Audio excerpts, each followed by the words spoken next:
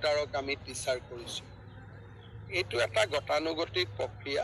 টিউটাৰসকল শিক্ষক হ'বলৈ এটা টেট পাছ কৰিব লাগিব আৰু BEd ডিগ্ৰী বা DEd ডিগ্ৰী হ'ব লাগিব। এই দুইটা অবিহনে তেওঁলোক শিক্ষক হ'ব নোৱাৰে। তেওঁলোকে কৈছে যে শিক্ষক নহ'লেও আমাক দৰমহাটো অলপ বঢ়াই দিয়ক, সেইটো আমি চিন্তা কৰি আছোঁ। 14 তাৰিখে প্ৰধানমন্ত্ৰী ডাঙৰীয়া অসমত আহিব। ময়ো এতিয়া মৰাণত গৈ আছোঁ। মৰাণ ৰাস্তাত যুদ্ধ জাহাজে অৱতৰণ কৰিব।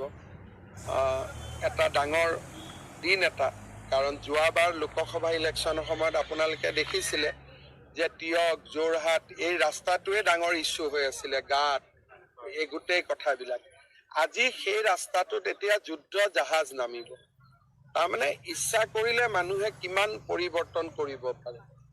ই এটা অসমৰ আত্মবিশ্বাসৰ প্ৰতীক হ'ব। সেইকাৰণে আৰু প্লাছ তেখেতে আমাৰ গুৱাহাটীত কেইবাটাও অনুষ্ঠানতো যোগ দিব। প্ৰধানমন্ত্ৰী 6-7 তাৰিখে অসমত আকৌ আহিব।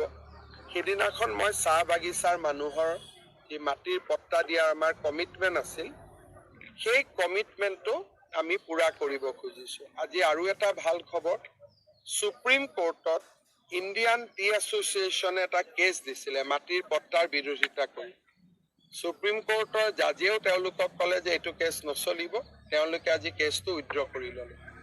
সেইকাৰণে আজি চাহ বাগিচাৰ শ্ৰমিকক মাটিৰ পট্টা দিয়াৰ আইনী যুঁজখনতো আমি জয়ী হ'লোঁ আৰু পথ প্ৰশস্ত হ'ল। টিউটাৰক আমি টিচাৰ কৰিছোঁ।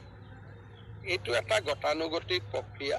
টিউটাৰসকল শিক্ষক হ'বলৈ এটা টেট পাছ কৰিব লাগিব আৰু BEd ডিগ্ৰী বা DEd ডিগ্ৰী হ'ব লাগিব। এই দুইটা অবিহনে তেওঁলোক শিক্ষক হ'ব নোৱাৰে।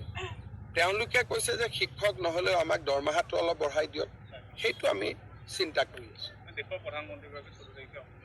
14 তাৰিখে প্ৰধানমন্ত্ৰী ডাঙৰীয়া অসমত আহিব। ময়ো এতিয়া মৰাণত গৈ আছোঁ।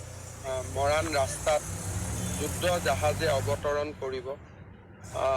এটা ডাঙৰ দিন এটা, কাৰণ যোৱাবাৰ লোকসভা ইলেকশ্যনৰ সময়ত আপোনালোকে দেখিছিলে যে তিয়ক, যোৰহাট এই ৰাস্তাটোৱে ডাঙৰ ইছ্যু হৈ আছিলে, গাঁত এই গোটেই কথাবিলাক।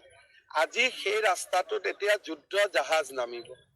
তাৰমানে ইচ্ছা কৰিলে মানুহে কিমান পৰিৱৰ্তন কৰিব পাৰে। ই এটা অসমৰ আত্মবিশ্বাসৰ প্ৰতীক হ'ব। সেইকাৰণে আৰু প্লাছ তেখেতে আমাৰ গুৱাহাটীত কেইবাটাও অনুষ্ঠানতো যোগ দিব।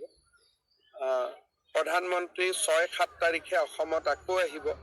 সেইদিনাখন মই চাহ বাগিচাৰ মানুহৰ যি মাটিৰ পট্টা দিয়াৰ আমাৰ কমিটমেণ্ট আছিল,